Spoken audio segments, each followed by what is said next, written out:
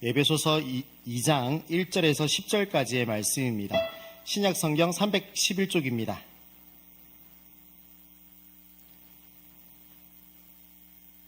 다 찾으신 줄 알고 저와 성도님들께서 한 절씩 번갈아 가며 읽도록 하겠습니다. 그는 허물과 죄로 죽었던 너희를 살리셨도다.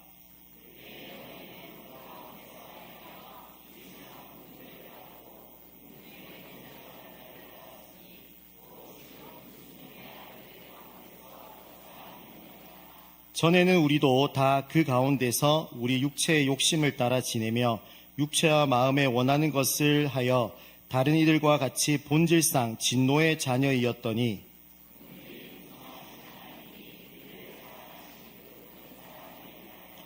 허물로 죽은 우리를 그리스도와 함께 살리셨고 너희는 은혜로 구원을 받은 것이라.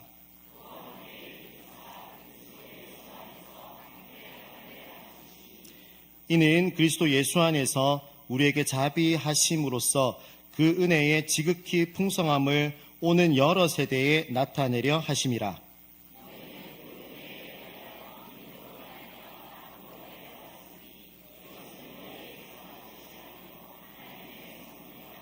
행위에서 난 것이 아니니 이는 누구든지 자랑하지 못하게 함이라.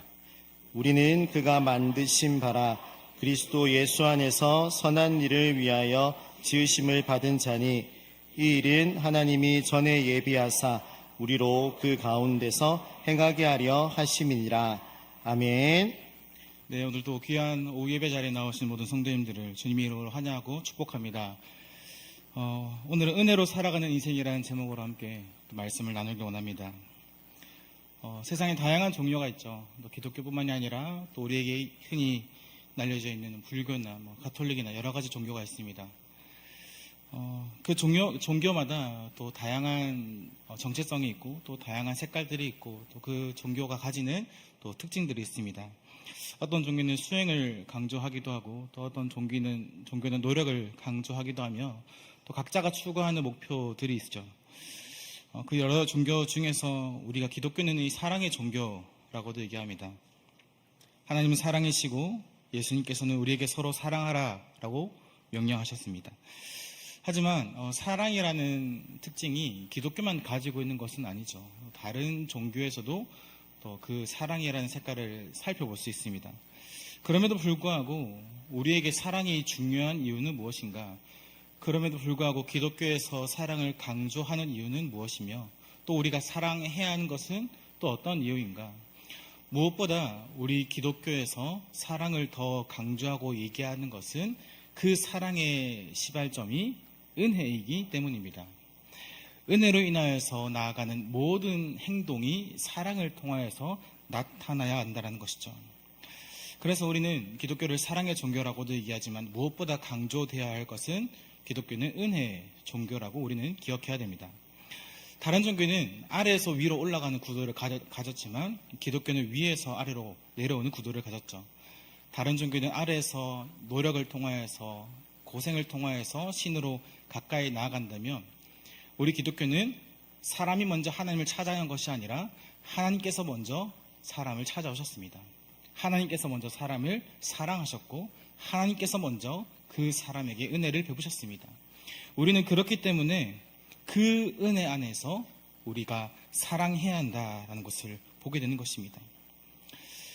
사랑하는 성도 여러분, 지금 우리가 이 자리에 나와서 함께 예배드리며 찬양하는 것, 또 나아가 또 인도네시아로 선교 갈 수 있는 사실 이 모든 것들이 우리의 노력으로 이루어진 것이 아니라 하나님의 은혜란 사실을 믿으시기를 축복합니다.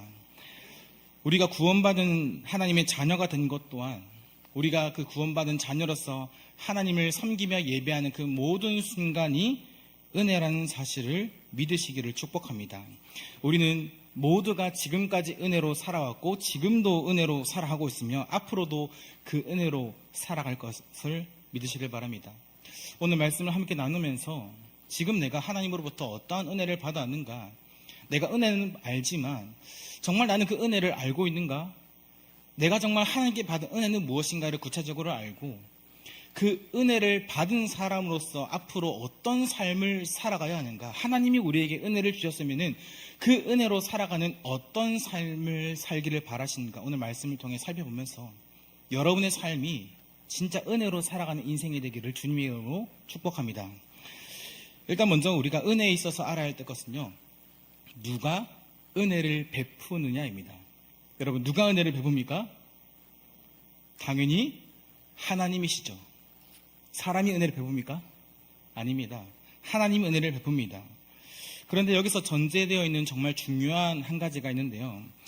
은혜는 하나님께서 베푸신다라는 것에 왜? 라는 질문을 던지면 우리는 정말 중요한 사실을 하나 알 수 있습니다. 왜 하나님께서는 우리에게 은혜를 베푸시는가? 그 이유는 우리가 은혜가 필요한 존재이기 때문에 하나님께서 은혜를 베푸시는 것입니다. 정말 은혜가 필요한 존재이기 때문에 우리에게 은혜를 베푸신다는 것이죠. 칼빈의 5대 교리의 첫 번째로 보면은 사람의 전적 타락, 전적 무능력을 얘기하고 있는데요. 우리는 은혜가 없인 절대 이 죄라는 절망에서 빠져나올 수 없으며 그로 인하여서 사망이라는 결과와 마주할 수밖에 없는 존재라는 것을 고백하고 있습니다. 그럼에도 불구하고 하나님은 그런 절망에 빠진 인간을 사랑하셨고 은혜 베푸셨다라는 것이죠.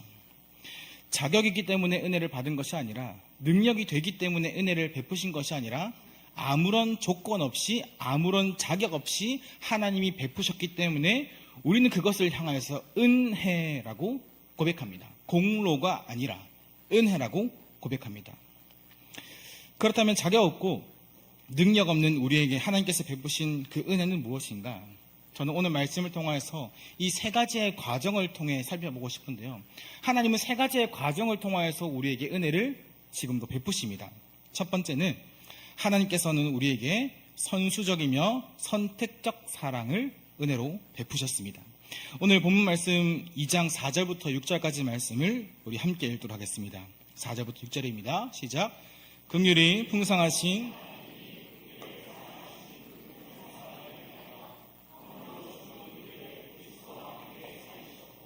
너희는 은혜로 구원받은 것이라.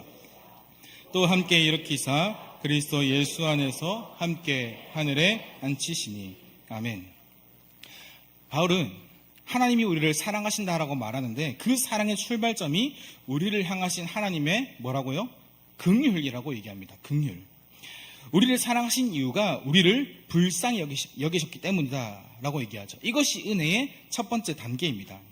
우리를 불쌍히 여기신 하나님은 우리를 그리스도와 함께 살리셨고 또 함께 일으키사 그리스도 안에 함께 하늘에 앉히셨는데, 이것을 7절에서 자비라고 얘기를 하는데, 왜 우리에게 이런 자비의 은혜가 필요했는가? 왜 우리를 불쌍히 여기셨는가? 그것을 이제 오늘 읽었던 1절과 3절 말씀이 보여주고 있죠. 오늘 보면 1절과 3절입니다. 그는 허물과 죄로 죽었던 너희를 살리셨도다. 그때 너희는 그 가운데서 행하여 이 세상 풍조를 따르고 공중의 권세 잡은 자를 따랐으니 곧 지금 불순종의 아들들 가운데서 역사하는 영이라. 전에는 우리도 다 그 가운데서 우리 육체의 욕심을 따라 지내며 육체의 마음에 원하는 것을 하여 다른 이들과 같이 본질상 진노의 자녀이었더니. 성경은 우리의 원래의 정체성을 뭐라고 얘기하냐? 본질상 진노의 자녀였다. 우리는 허물과 죄로 죽었고 본질상 진노의 자녀였기 때문에 우리의 결말은 오직 하나님의 저주와 진노와 심판뿐이다 라는 것을 성경이 얘기하고 있습니다. 하지만 그런 인간의 결말을 하나님이 기뻐하지 않으셨고 그런 인간을 불쌍히 여기셨다라는 것이죠. 모든 인간은 전적으로 타락하여서 하나님을 찾지 않습니다. 그리고 전적으로 무능력해서 하나님을 찾을 능력도 없습니다. 그런 무능력하고 무지한 그 인간을 하나님이 택하셨고 사랑하셨고 은혜를 베푸셨다라는 것이죠. 우리는 그 하나님의 선택적 사랑을 모두가 받아왔습니다. 에베소서 1장 4절과 5절 말씀 함께 읽겠습니다. 시작. 곧 창세 전에 그리스도 안에서 우리를 택하사 우리로 사랑 안에서 그 앞에 거룩하고 흠이 없게 하시려고 기쁘신 뜻대로 우리를 예정하사 예수 그리스도로 말미암아 자기의 아들들이 되게 하셨으니. 아멘. 이 얼마나 우리에게 기쁜 은혜의 고백이 됩니까? 창세전에 그리스도께서 우리를 택하셨고 그 기쁘신 뜻대로 우리를 예정하셨고 자기의 아들들이 되게 하셨습니다. 사랑하는 성도 여러분, 무엇이 은혜입니까? 우리가 열심히 노력해서, 열심히 기도해서, 열심히 찬양해서 얻은 것이 은혜입니까? 아니면 나는 아무것도 한 것이 없지만 하나님께서 나에게 구원이라는 은혜, 하나님의 자녀가 되는 은혜, 하나님을 찬양하고 예배하는 은혜를 주신 것이 은혜입니까? 우리는 너무나 많은 것들을 누리고 있다 보니까 더 많이 누리지 못하면 이것이 은혜가 아니라고 생각하지만 우리는 이미 너무나 많은 것을 받아왔고 정말 갚을 수 없는 것들을 누리고 있습니다. 이것 자체가 우리에게 너무나 큰 하나님의 은혜라는 사실을 기억하기를 소망합니다. 하나님은요, 자격 없는 우리를, 볼 것 없는 우리를, 딱 봐도 연약한 우리를, 딱 봐도 답이 없는 우리를 택하셨습니다. 잘났기 때문에 택하신 것이 아니라, 좀 될만 해서 택하신 것이 아니라, 아무런 조건 없이 우리를 택하셨습니다. 그것을 우리가 믿고 고백해야 되는 것이죠. 웨스트민스터 칼빈주의 5대 교리의 두 번째 무조건적 선택을 보면요, 이렇게 되어 있습니다. 우리 한번 같이 고백하도록 하겠습니다. 세상이 창조되기 이전에, 시작. 세상이 창조되기 이전에 순수하고 자유로운 은혜와 사랑을 바탕으로 하나님께서는 사람들 안에 존재하여 자신들을 선택하게끔 만들어내는 믿음이나 선한 행위 또는 다른 어떤 것도 미리 보시지 않은 가운데 자격 없는 많은 죄인들을 완전하고 최종적인 구원으로 선택하셨다. 아멘. 우리가 받은 은혜가 이것입니다. 이것은 웨스트민스터 교리 신앙고백서 똑같이 얘기하고 있는데요. 웨스트민스터 신앙고백서 제3장 하나님의 영원한 작정 함께 읽겠습니다. 하나님께서는, 시작. 하나님께서는 영생을 얻도록 예정된 자들을 창세 전에 선택하셨다. 이는 전적으로 그의 거저 주시는 은혜와 사랑으로 말미암은 것일 뿐 장래에 있을 그들의 신앙과 선행에 대한 하나님의 예지와는 아무런 상관이 없다. 다시 말해서 지금 우리가 이렇게 기뻐하는, 하나님께서 기뻐하시는 찬양을 드리고 예배를 하면서 너희가 이렇게 할 것이기 때문에 택한 것이 아니라 그것을 보지 않는 가운데서 하나님께서 주시는 사랑과 은혜로 말미암은 것뿐이다 라고 얘기하고 있습니다. 그것을 우리가 받았다라는 것이죠. 우리가 살아가는 모든 인생 가운데 그 처음은 하나님의 크신 은혜로 가득 차 있습니다. 지금이야 우리가 좀 괜찮은 것처럼 보이고 찬양도 하면서 선교도 하면서 예배도 드리면서 우리의 신앙이 남들과 좀 성장한 것처럼 보이지만 우리의 시작은 우리를 사랑하신 그 하나님의 은혜로 가득 차 있다는 사실을 기억하기를 소망합니다. 만약 우리가 그 은혜를 기억하지 못하면요, 만약 우리가 그 은혜를 망각하기 순간에 지금 우리가 하고 있는 모든 신앙생활은 내 것이라고 생각하게 될 것입니다. 내가 잘났기 때문에, 내가 기도했기 때문에, 남들은 가지 않는 기도도 하고, 남들은 가지 않는 성경 캠프 가면서, 남들은 오지 않은 오후 예배 오면서 나의 신앙은 이래 라고 교만하면서 착각에 빠질 위험이 있습니다. 사랑하는 성도 여러분, 우리 모든 인생의 시작은 하나님의 전적인 은혜로 시작했다는 사실을 잊지 않기를 주님의 이름으로 축복합니다. 그렇다면 그 처음의 시작이 은혜였다면 그 다음의 과정에 어떤 은혜가 있었는가? 그 중간의 과정은 믿음으로 말미암아 구원을 얻게 하신 은혜입니다. 믿음으로 말미암아 구원을 얻게 하신 은혜. 오늘 말씀 7절과 8절 말씀 함께 읽겠습니다. 시작. 이는 그리스도 예수 안에서 우리에게 자비하심으로써 그 은혜의 지극히 풍성함을 오는 여러 세대에 나타내려 하심이라. 너희는 그 은혜에 의하여 믿음으로 말미암아 구원을 받았으니 이것은 너희에게서 난 것이 아니요 하나님의 선물이라. 아멘. 여러분, 우리가 구원받기 위해서는 반드시 필요한 분이 계십니다. 누구십니까? 그리스도입니다. 왜 그리스도가 필요한가? 우리가 하나님의 중보 역할을 감당하시기 위해서 예수가 필요합니다. 거기서 끝나는 것이 아니라 우리의 죄를 대속자, 구속자가 되어주실 그 예수님이 필요합니다. 그래서 완전한 중보자이자 유일한 구속자가 되실 그 예수님이 우리에게 오셨습니다. 하나님께서 그 예수를 우리에게 보내주셨다는 것이죠. 먼저는 하나님께서 우리를 위해 유일한 중보자이자 구속자이신 그 예수 그리스도를 보내신 것 자체가 우리에게 은혜입니다. 답이 없는 우리 인생 가운데 우리를 살리시기 위해서 하나님께서 보내신 것이 예수님이기 때문이죠. 그런데 여러분, 구원은 무엇으로 받습니까? 여러분, 구원은 무엇으로 받습니까? 믿음으로 받죠. 구원은 무엇으로 받는다고요? 믿음으로 받습니다. 데살로니가 후서 2장 13절 말씀 함께 읽겠습니다. 시작. 주께서 사랑하시는 형제들아, 우리가 항상 너희에 관하여 마땅히 하나님께 감사함은 하나님이 처음부터 너희를 택하사 성령의 거룩하게 하심과 진리를 믿음으로 구원을 받게 하심이니. 아멘. 여기서 보면 하나님이 택하사 성령의 거룩하게 하심과 진리를 어떻게 한다고요? 진리를 믿음으로 구원을 받게 한다라고 말합니다. 그런데 여기서 믿음의 근원은 어디입니까? 믿음으로 구원받게 한다면 그 믿음은 우리에게 맡기신 것일까요? 내가 예수도 보내주셨으니까, 내가 살 길도 다 보내줬으니까 이제는 너희가 믿어야 되지 않겠니? 내가 이 정도까지 했는데 너희가 이 정도 하면 어떻게 되겠어? 나름의 기대감이 있지 않겠습니까? 우리가 아이들에게 바라는 기대감도 나름 여름 성경 캠프 갔다 오면은 그래 이제는 성경도 좀 읽겠지, 이제는 말씀도 좀 읽겠지. 하나님께서 우리에게 그런 은혜를 베푸셨다면 믿음은 너희가 가져야 되지 않겠니? 라고 생각할 수 있지만 사실은 그 믿음 또한 하나님의 은혜입니다. 여러분, 우리는 오직 믿음으로 말미암아 예수를 믿음으로 말미암아 구원을 받습니다. 그런데 하나님은요, 그래 너희도 알아서 해라, 이제는 너희가 믿어야지 라고 내버려 두신 것이 아니라 그 믿음을 우리에게 주셨습니다. 바로 보혜사 성령 하나님을 통하여서 일으키신 그 하나님의 은혜를 통하여서 믿게 하셨습니다. 웨스트민스터 신앙고백서 제14장 구원에 이르는 믿음을 보면 우리는 이렇게 믿고 고백해야 됩니다. 우리 함께 읽겠습니다. 시작. 믿음의 은혜는 선택받은 자들로 하여금 그들의 영혼이 믿어 구원에 이르도록 해주는 것이다. 이는 그들의 심령 속에 임하는 그리스도의 영의 역사이다.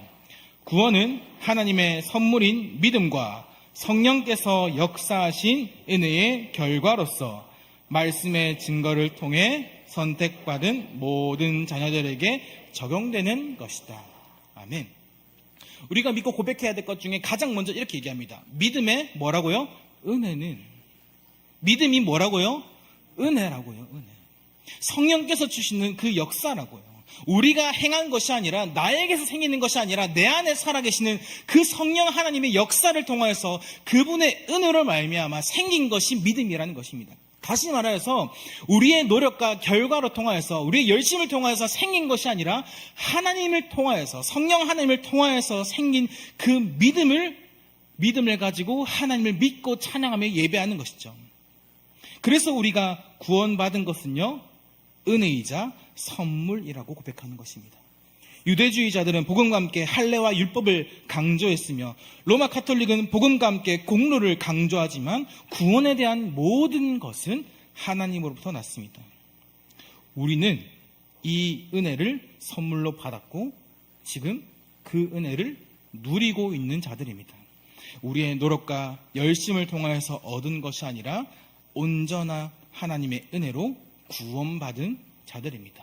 지금 여기에 있는 우리 모두가, 하나님을 사랑하고 예배하는 우리 모두가 그런 자들이라는 것이죠.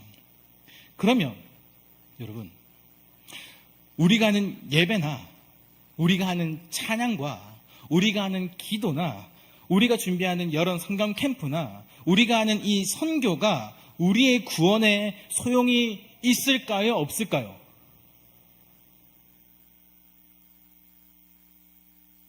찬양을 하는 것도, 예배를 하는 것도, 기도하는 것도, 우리의 신앙을 훈련하는 거에 신앙의 소용이 있습니까? 없습니까? 그 구원의 소용이 있습니까? 없습니까? 구원의 소용이 없습니다. 왜요? 구원은 뭐로 받는다 했죠? 믿음으로 받는다 했죠. 그럼 할 필요가 없을까요? 아니죠. 이거 무슨 소리십니까, 목사님? 지금 초등부 신집에 와가지고 지금 그 말이 아니라 제가 강조하고 싶은 건요. 아까 여러분들이 읽었어요. 구원에 이르는 믿음을 보면요. 우리는 믿음으로 말미암아 구원을 받지만 그렇다면 예배가 필요 없는가? 말씀이 필요 없는가? 아니다. 한번 다시 읽어봅시다. 웨스트민스터 신앙고백서 제14장 진정한 믿음의 은혜는 다음 화면입니다. 네, 함께 읽겠습니다. 시작. 진정한 믿음의 은혜는 선포되는 말씀과 성례 그리고 기도에 의해 강화된다. 우리는 이것을 통해 그 예배에 참여하는 모든 성도들이 하나님의 구원에 대한 믿음의 은혜가 증가되고 강화되는 것이다. 아멘. 그래서 우리가 말씀을 듣는 것입니다. 그래서 하나님을 찬양하는 것이고, 그래서 더 힘을 다해서 여름 성경 캠프도 가야 되고 선교도 가야 되며 수련회를 가야 되는 것이에요. 여러분의 믿음을 만족하십니까?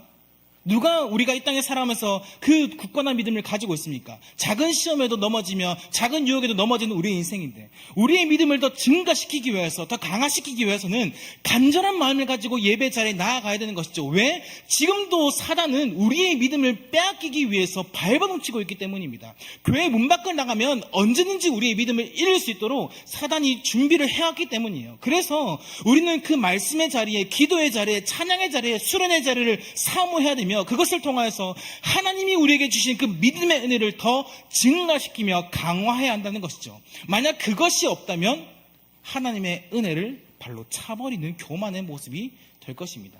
하나님이 여러분의 은혜를 줬다면은, 그 은혜로 말미암아 믿음을 주셨다면은 그 믿음을 가만히 두겠습니까? 아니면은 그 믿음을 지키기 위해서 더 말씀을 사모하시겠습니까?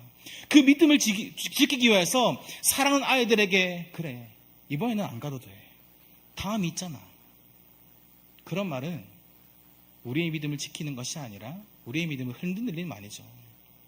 시간이 되면, 상황이 되면, 환경이 되면 더 간절한 마음을 가지고 더 자주, 더 말씀의 자리에 나아가야 합니다. 그것이 이 땅에 살아가면서 하나님이 주신 그 믿음의 은혜를 지키는 유일한 방법입니다. 말씀을 가까이 하는 것, 예배를 가까이 하는 것. 결국 하나님께서 우리를 택하시고 부르신 은혜를 받은 이후에 그 은혜가 끝나는 것이 아니라 그리스도인으로 살아가며 필요한 모든 순간이 하나님의 은혜의 순간이라는 것을 기억하기를 소망합니다. 때로는 그 세상의 유혹과 시련에 무너지고 흔들리지만 여전히 우리를 예배의 자리로 부르시면서, 말씀의 자리에 부르시면서 그 은혜를 기억하게 하시며 그 은혜를 깨닫게 하시며 성령 하나님의 도우심으로 말미암아 우리를 다시 세우시는 그 하나님의 은혜의 자리에 나아가는 우리 모든 성도님들이 되기를 소망합니다. 마지막으로, 이렇게 우리의 처음이 하나님의 은혜였습니다. 우리에게 믿음을 주시고 예수를 주시고 믿음을 주신 그 모든 그 과정 또한 하나님의 은혜입니다. 그러면 우리가 죽는 그 마지막 순간에는 어떠한가? 우리는 그 죽는 마지막 순간에도 하나님의 은혜가 가득 차 있습니다. 마지막에 하나님께서 우리에게 베푸신 그 은혜는 끝내 우리를 구원하실 은혜입니다. 끝내 우리를 구원하실 은혜. 에베소서 2장 9절과 10절 말씀을 함께 읽겠습니다. 시작. 행위에서 난 것이 아니니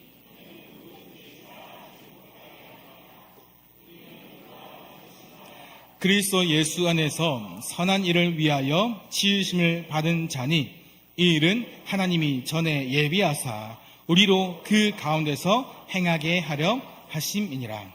아멘. 우리가 신앙생활하면서 가장 두려움이 되는 제목이 무엇입니까? 가장 걱정되는 요소가 무엇입니까? 세상 앞에 무너지고 넘어지는 연약한 존재인 나 자신이 걱정되는 것이죠.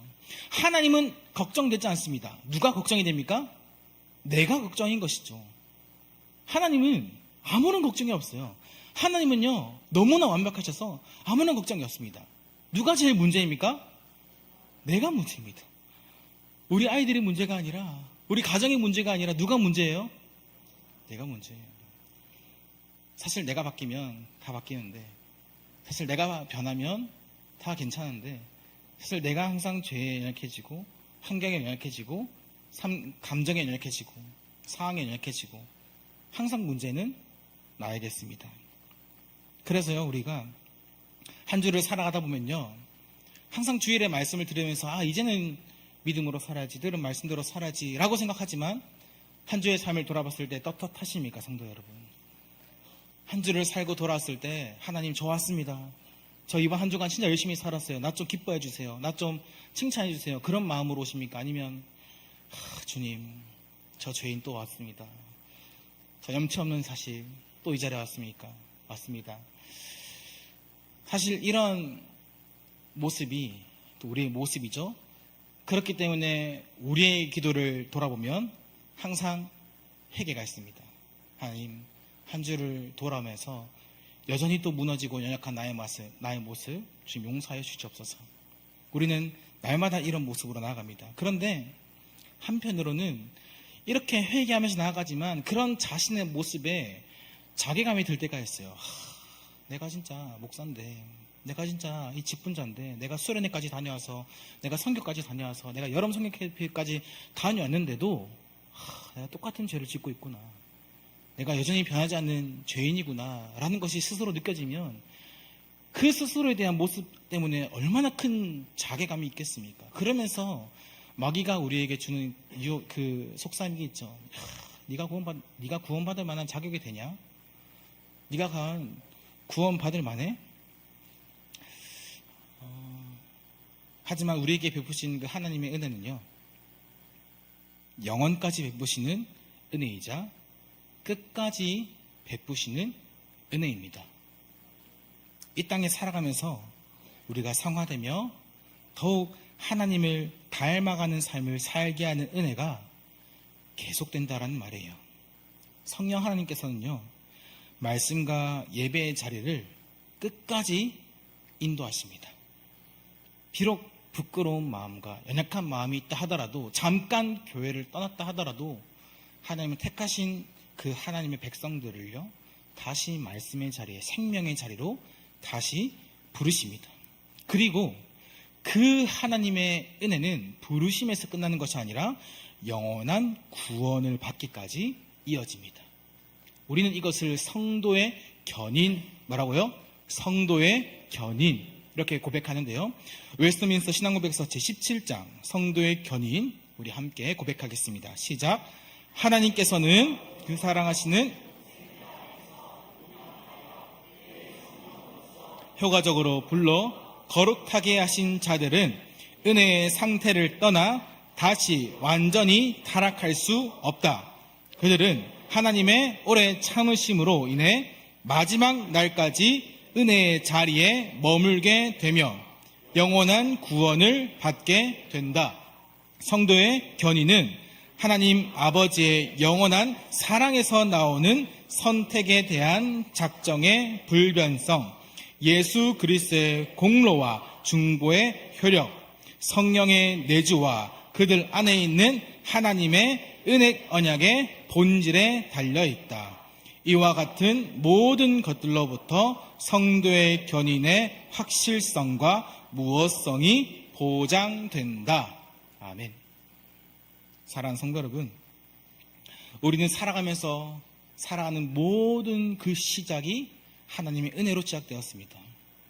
그 은혜로 시작하면서 우리에게 필요한 예수 그리스도를 보내주신 것도 은혜였고, 그 예수 그리스도가 진짜 나를 위해 죽으시고 부활하신 그 구원자라는 사실을 믿게 하는 믿음도 하나님이 주셨습니다. 그리고 그 믿음을 잃지 않고 끝까지 우리를 붙드시는 그 은혜가 우리의 삶 가운데 가득하다라는 사실을 기억하기를 소망합니다. 어찌 우리가 감사하지 않을 수 있겠습니까? 어찌 우리가 하나님을 찬양하지 않을 수 있겠습니까? 어찌 우리가 하나님을 예배하지 않을 수 있겠습니까? 지금 우리가 받은 그 은혜가 세상 그 무엇과도 바꿀 수 없는 은혜가 되는 것인데, 그런데 여러분, 그 은혜로 살아가는 인생을 사는 우리 모두에게 하나님께서 바라시는 것이 있습니다. 무엇이냐면 바로 은혜를 자랑하며 살아가는 것입니다. 은혜를 받았습니까? 은혜로 살아가고 있습니까?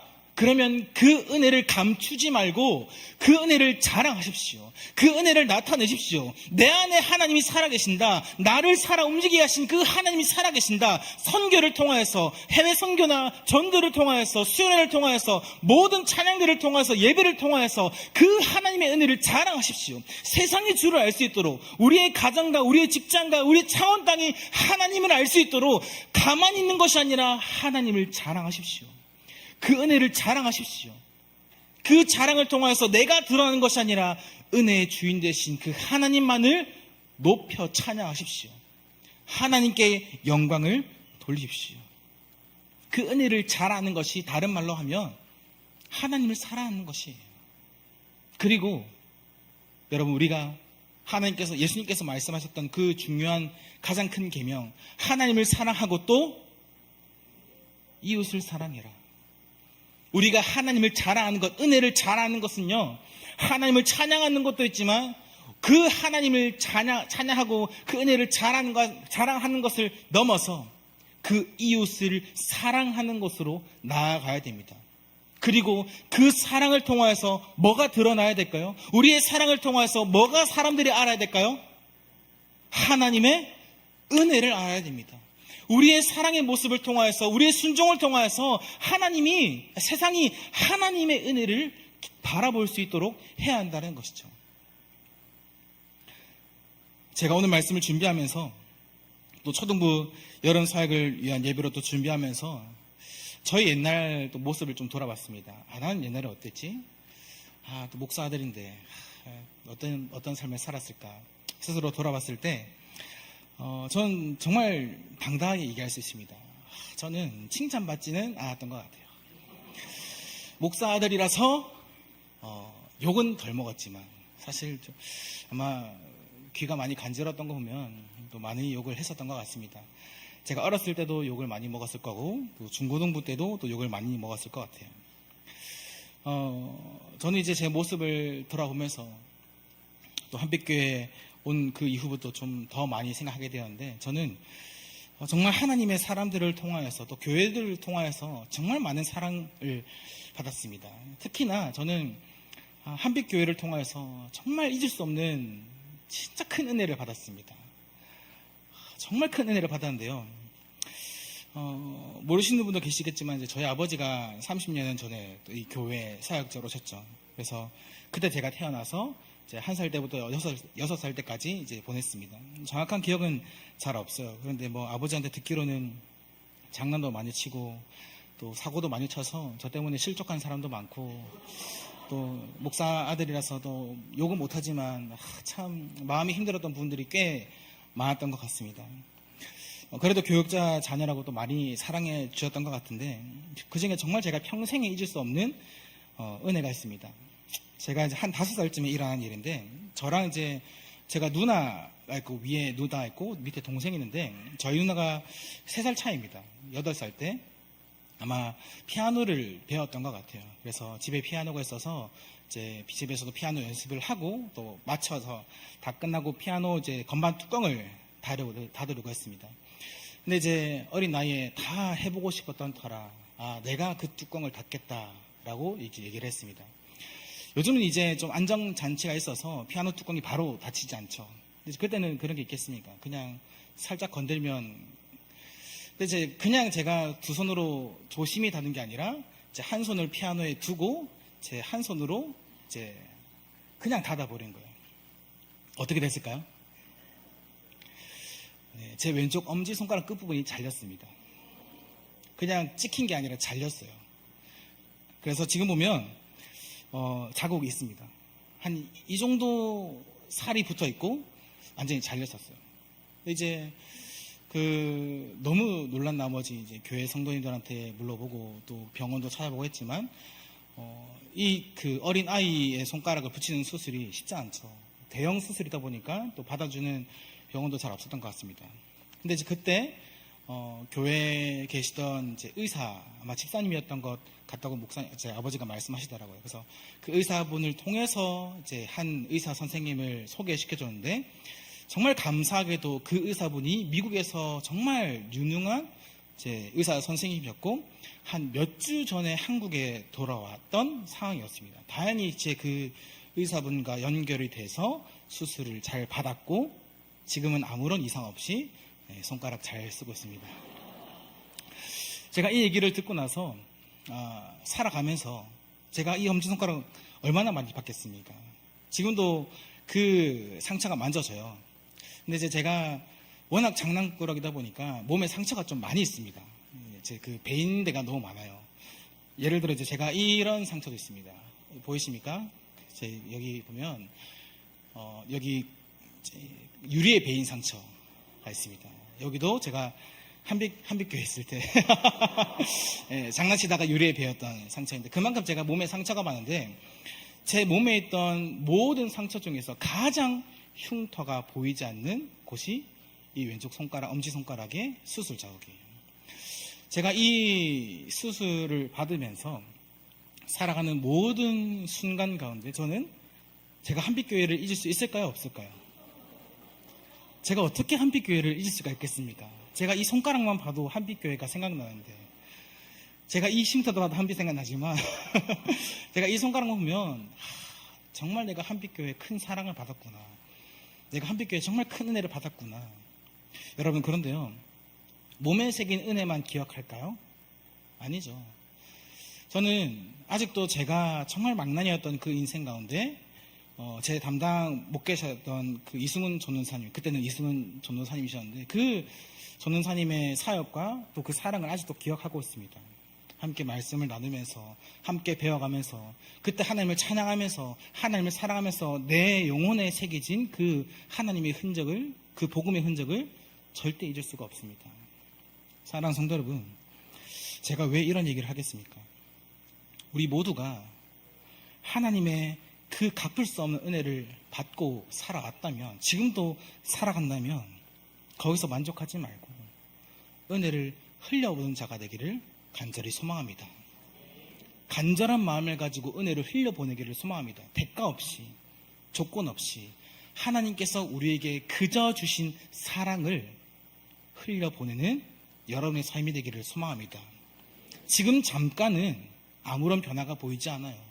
지금 잠깐은 아무 열매가 보이지 않습니다. 하지만 하나님의 사랑으로 새겨진 그 열매는요, 반드시 자라나고 있습니다. 그리고 어디서든 그 열매가 맺히게 될 것입니다. 제가 당당하게 얘기할 수가 있어요. 제가 한빛교회를 통하여서 그 사랑을 받고 은혜를 받았던 것처럼, 또 저를 통하여서 하나님의 말씀이 전파되는 것처럼, 여러분의 섬김을 통하여서, 여러분의 사랑을 통하여서, 여러분의 은혜가 담긴 그 손길을 통하여서 누군가는 여러분의 작은 손길을 가슴에 담아두고 있을 것입니다. 아, 저 선생님 나를 이렇게 사랑하셨지. 아, 저 집사님 나를 이렇게 사랑하셨지. 아, 저 장로님 이렇게 많은 사랑을 나에게 베푸셨지. 여러분, 준 사람은요, 어른들은요 까먹을 수 있습니다. 그런데 받은 아이들은요 기억합니다. 누가 나를 사랑하는지, 누가 아무 조건 없이 나를 기억하는지 아이들은 알고 있습니다. 사랑하는 성도 여러분, 우리 인생은 은혜로 시작되었습니다. 오늘도 은혜로 살아왔고 우리의 마지막 그 순간도 은혜로 붙들 것입니다. 그래서 자랑하지 말고 겸손히 교만하지 말고 순종하며 살아가는 우리 모두가 되었으면 좋겠습니다. 그 은혜를 받은 사람답게, 그 사랑을 받은 사람답게 그 하나님을 사랑하며 이웃을 사랑하며 그 사랑을 통하여서 우리 교회가 더욱 주님이 바라시고 기뻐하시는 모습으로 자라나는 우리 모든 성도인들의 삶이 되기를 주님의 이름으로 축복합니다.